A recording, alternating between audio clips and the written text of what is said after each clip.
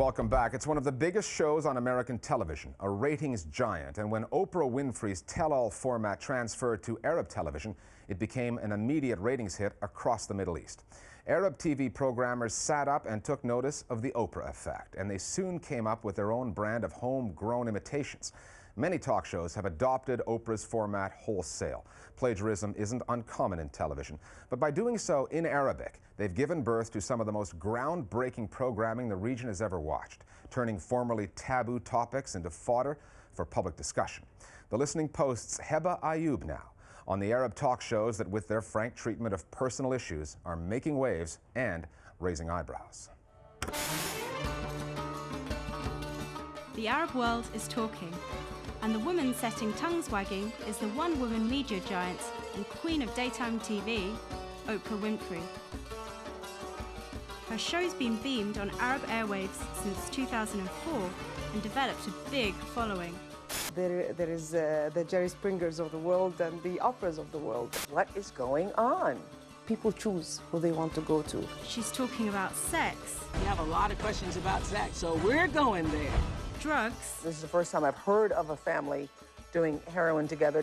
And just about everything in between.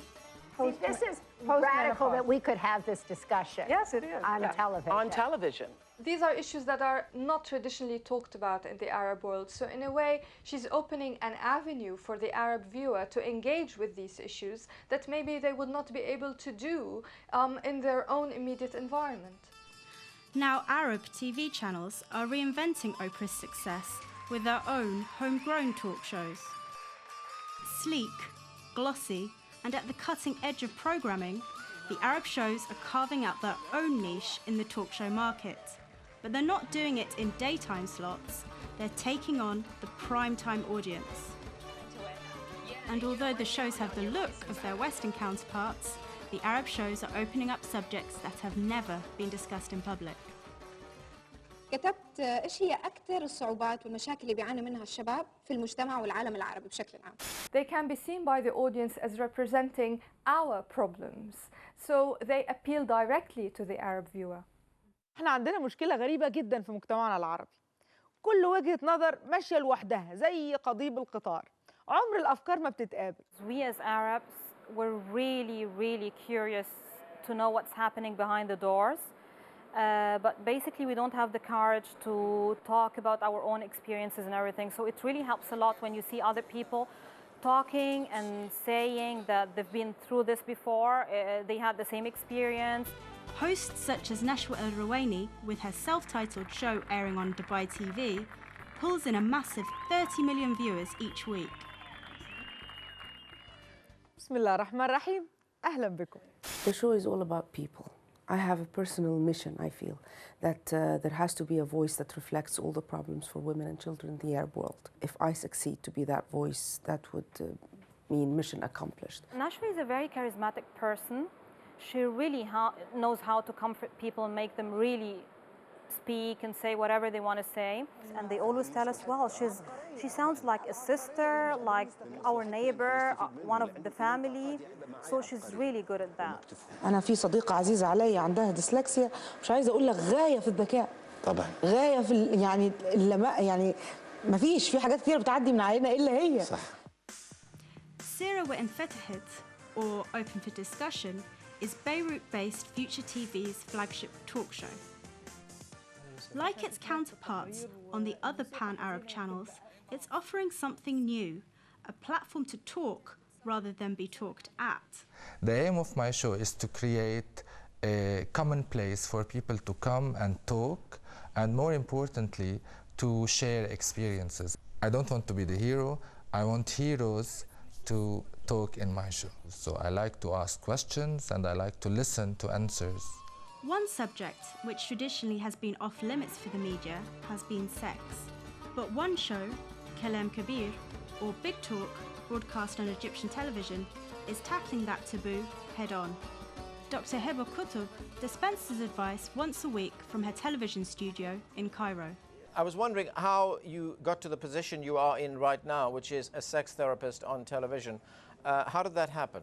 When I started my career, this sort of attracted the media or the journalism and the press to write about what I'm doing, because it's the first time in the Middle East, in the area, in my country, in my culture in general. One way or another, you're going to offend some people when you start tackling these subjects, but it's not who you're offending, it's who you're helping by opening up these subjects. وكل ما كبر الهم وكل ما كبرت المصيبة كل ما كان الحافز أقوى إن الإنسان يعطي أكثر. أنا مبسوطة جدا بحماسك ده، بس نعرف يعني. But these newfound freedoms are open to abuse, and ethical limits have been pushed. There's the story of one talk show beamed out of Dubai, where guests were presented to the audience as real people. They turned out to be actors. أنا عايزاكي تحكي لي القصة بالظبط والأحداث، وكان مطلوب منكم تقولوا إيه؟ هي واحد دخل قال لنا قولوا الكلام دوت، قال يعني إيه؟ قولوا إن أنتوا فتيات ليل شغالين في بار، الكلام ده كله. Despite pleading ignorance of this fact, this deception effectively ended veteran presenter Hella Sarhan's long TV career. We can only speculate about why this has happened, but perhaps the talk shows are now being driven to a certain degree by sensationalism and the fact that taboos draw audiences. And as audiences get bigger, so do their appetites for difficult subjects. The genie is out of the bottle. It was about time that media played an important role in people's lives. When you feel that there's a space that's all about us, it helps. It helps a lot. More Global Village Voices now on the new generation of Arab TV talk shows. I feel that these Arab talk shows are the best way for many Arab women to express how they're feeling in the Arab world, especially the fact that, as we know, the Arab world seems to be dominated by many men who seem to have more of a say. The Arab media doesn't touch upon taboo issues or what they see as taboo issues such as abortion, no sex before marriage. This all happens, and it happens everywhere across the world. And these women should be able to express how they feel, and they should be protected. Sometimes they provide solutions, but their goal is making money from controversial issues that people or the community hesitate to discuss. I think also sometimes they are taking some individual cases as a community problem, which is, I think, it's a mistake.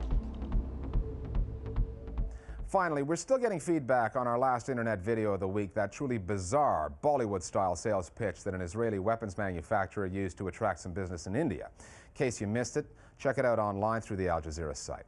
This week, all you frequent flyers out there probably know the pre-flight safety announcement so well you can recite it. But can you make it rhyme? David Holmes can. He's a flight attendant for the U.S. Airlines Southwest. He's become a web sensation since his passengers began posting videos of his rap version of cabin announcements on the net. Fasten your seatbelts, raise your chair backs and tables to their upright positions for our net video of the week. We'll see you next time at the Listening Post. This is Flight 372 on SWA.